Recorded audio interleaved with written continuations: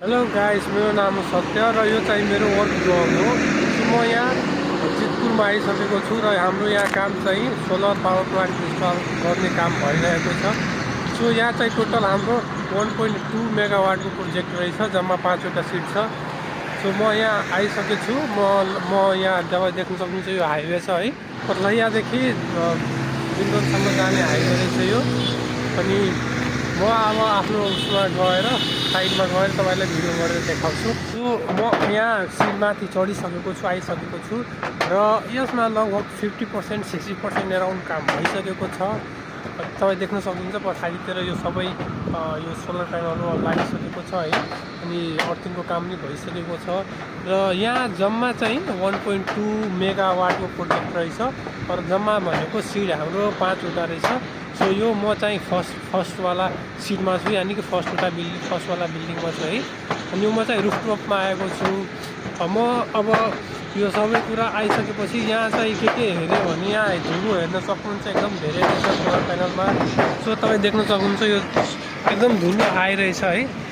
अनि यहाँ चाहिँ लगभग काम के भएछ भने अर्थिङको पनि भइसकेको छ, त्यहाँ प्यानलको इन्स्टलेसन लगभग कम्प्लिट भइसकेको छ। तर यसमा त अटोमेटिक वासिङ सिस्टम राख्नुपर्ने हुन्छ। तपाईँ देख्नु सक्नु कति धुलो छ, किनकि यो वासिङ सिस्टम राखिएन भने यसमा तपाईँको एफिसियन्सी एकदम कम हुन आउँछ। त्यही भएर हम वासिङ सिस्टम अटोमेटिक वास सिस्टम राख्छौँ। र तपाईँ देख्न सक्नुहुन्छ किनकि यो यहाँ चाहिँ यो जुन फ्याक्ट्री छ, यसमा जुन काम चलिरहेछ, यहाँ चाहिँ धेरै एकदम धुवाँहरू आउँछ, धुलोहरू आउँछ है। त्यही भएर यसलाई लगभग 10 दिन छोड्यो भने एकदम धुलो जम्छ। त्यही भएर यहाँ नेसेसरी वासिङ सिस्टम राख्नै पर्छ।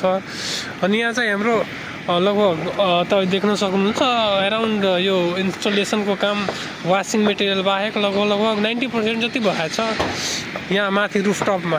फेरि तल चाहिँ अलि बाँकी छ, एसी केबल तान्न, डिसी केबल तान्न होइन। सो यहाँ त तपाईँ केबल ट्रे हेर्न सक्नुहुन्छ, सबै वायरहरू पनि कहाँ युज हुन्छ भने ड्रइङ हिसाबले हालिसकेका छौँ। अब तपाईँ देख्न सक्नुहुन्छ यो हाम्रो यो फर्स्ट नम्बर सिट हो, फर्स्ट बिल्डिङ हो है। सो यो चाहिँ फर्स्ट बिल्डिङ भयो, त्यो चाहिँ अब तपाईँ देख्न सक्नुहुन्छ सेकेन्ड भयो है यो चाहिँ। अनि त्यसको पारिपट्टि 3rd नम्बरको भयो, त्यो कन्स्ट्रक्सन हुँदैछ, त्यो 4th नम्बरको भयो है। अनि यो चाहिँ 5th नम्बरको छ होइन। 5th नम्बरको यो जुन पहिलो छ, जुन 5th नम्बरको छ, 5th नम्बरको भएर यहाँ चाहिँ अब मेरो काम के हो भने अब नेक्स्ट साइडमा कति मेटेरियल लाग्छ, किनकि यहाँ पनि मेटेरियल धेरै सर्टेज भएको छ, काम रुकिन्छ अलिअलि मेटेरियलको कारणले, सर्टेजको कारणले काम रुकिन्छ। त्यही भएर म यहाँ सबै कति लाग्यो पुरै एस्टिमेट गर्छु।